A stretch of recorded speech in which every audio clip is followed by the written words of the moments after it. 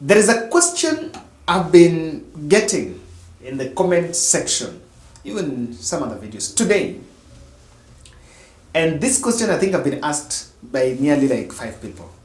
Kevin, is there a leadership vacuum in the country at the moment? And when I perused further, I realized that as we speak, President William Ruto flew to UK, to US, last night with a delegation to attend some summit in G20 summit in New York, and also meet some tech giants, some investors in UK, in US. Musalia Mudavadi, the Prime Cabinet Secretary, has also been away in UK to attend what has been called as some other serious national engagements, bilateral ties between the two countries. But I think I've not seen much from Davadi. Maybe I'm not following, maybe I'm not so keen, but honestly I've not seen much. And then the Deputy President Rigathi Gachagua is also out of the country in Colombia. And I think he's, of course we've seen dispatch, but then let me tell you something. And there is something I want to tell about Kenya Kwanza. Before I tell you about that. So they're all out of the country. Rigathi is in Colombia, will be away, I think Rigathi was to be away for 1 week, I think, according to their communication dispatch. And the 3 leaders are away. So these 3 leaders also, the 2 of them, only Rigathi and Ruto convinced cabinet meeting.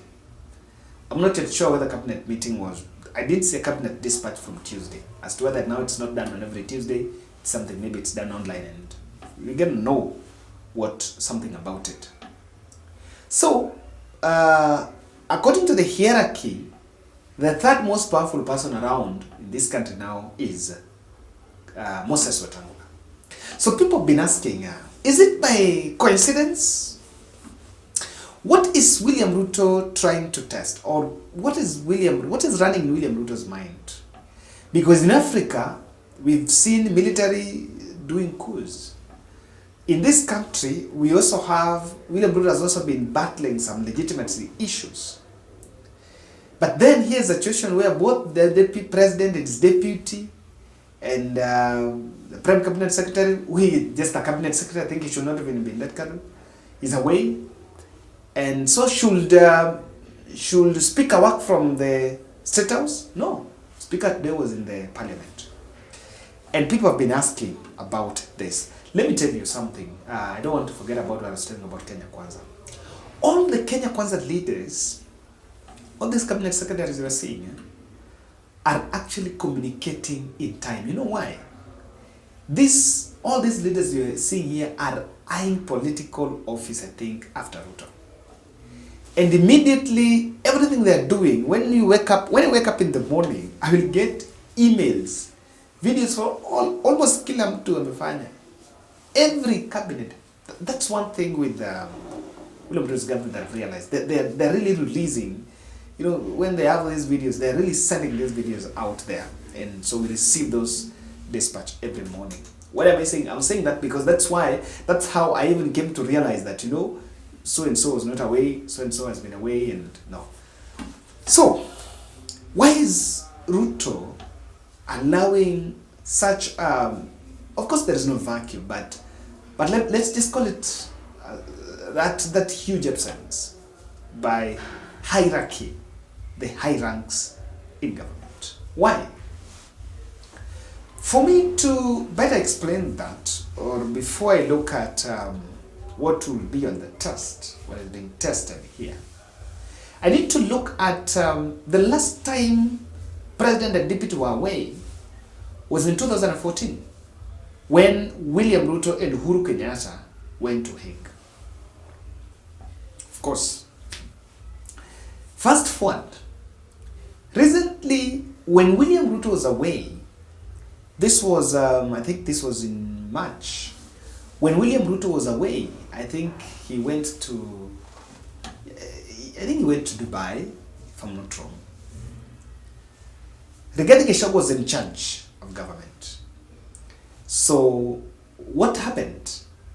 We saw it is the time that the mass action was going on, and Uhuru Kenyatta's Northlands farm was attacked, and there was some police unleashed on the streets during this mass action, and there was a general feeling that the way things were handled by the deputy when the president was away, I'm not sure they left it in the hands of the deputy, or the stewardship of the country was left. Whoever was given the stewardship of the country did not manage well. So it is not, I tend to think, it is not by coincidence. William Ruto designed it that way. That when I am away, nothing gonna move. All of us, if William Ruto is away and the deputy is away and Musalia Mudavadi is away, so what's gonna happen? He designed it that way, that he wants things to be as they are. Probably, you know the hierarchy, but the question here is the chain of command. The chain of command is there. Trust on maybe Mastangula, the trust on the military and all that. So he's designed it because he has realized probably that those whom he will give stewardship, especially when Davadi and Rigathi, all of them are in the country, will not be apt to the task. But then I want to go down simply to say the three aspects that are actually on test on this vacuum. Kindly subscribe to our channel, click the notification bell, and like our video. I want to say thank you very much for those who are supporting our podcast. And we are doing 100 subscribers challenge. 100 subscribers challenge is a challenge that is ensuring that at least in a day we get 100 subscribers. So we did the first batch. That's what we did in August, and we got 5,000. We got actually 4,000 in the 4 weeks. So this is second week. This is second week of what? This is second week of May, and I think we've got 1,400. So tukimaliza hii tutakuwa tukifika 55 tutakuwa tumeshafika, I think, around figure. And the best you can do is just to subscribe, click the notification bell, and like our video. It is not a coincidence that Ruto and the team, all of them, are missing three things: military patriotism. William Ruto wants to test. So what is the level of my people that protect my government? Wanted to test the security of his tenure. What can happen when all of us are not there? Yes. You never know. What can happen when all of us are not there? How is the military going to relate with the rest? How is my cabinet going to operate in my absence? We've seen them going, of course, appearing in the interviews and trying to rule what is here and there. The reason why we left this vacuum is a test, the security of his tenure. How will the military behave? How will my cabinet, what will be the chain of command? Can they work in my absence? Can they implement in my absence? That's the second thing. So that's the first thing. Number two, I tend to see that William Ruto designed it, that all of them will be out because he was avoiding the Rigathi Gachagua stewardship. This is my opinion. He was avoiding the stewardship of Rigathi. You know why? There is something going on in this country known as bipartisan talks. And it is not a secret that I think the newspapers have been reporting that Rigathi is not so much welcoming of that bipartisan talks. And someone was even making a statement that I think it was in The Nation, that there are those who do not support the bipartisan talks simply because they are elevating Kimani Ichung'wah. They are improving, boosting the profile of Kimani Ichung'wah in Mount Kenya.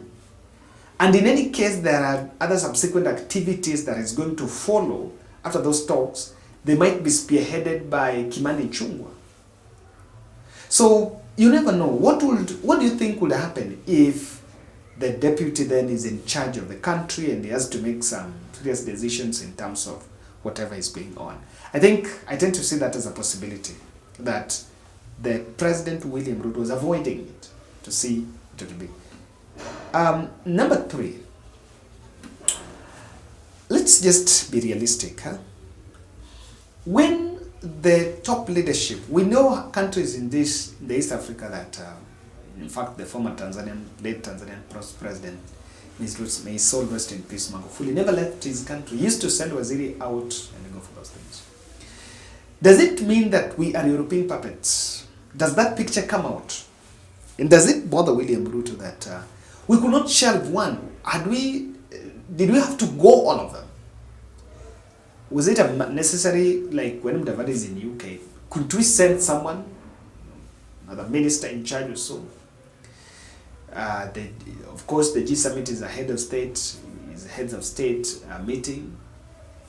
The Colombia one, I've listened to Rigathi asking Colombia to help us revive the coffee industry, and I'm like, how? I looked at that and I was like, how do Rigathi want Colombia to help us revive our coffee sector? Well, ourselves we've messed with the coffee sector. We tend to portray to other countries, if another president will visit this country, let's take for example, Museveni gets in this country today and is welcomed by Waziris. And of course he realizes that, look here, he cannot meet, the best he can meet is Waziri. He will run and go back to Uganda saying that Kenya are European puppets. All of their top ranks are in Europe. All of our top hierarchies are in Europe. It comes out that way, and I don't know whether that is something that will bother William Samoei Ruto. Thank you, guys, and let us meet in the next video.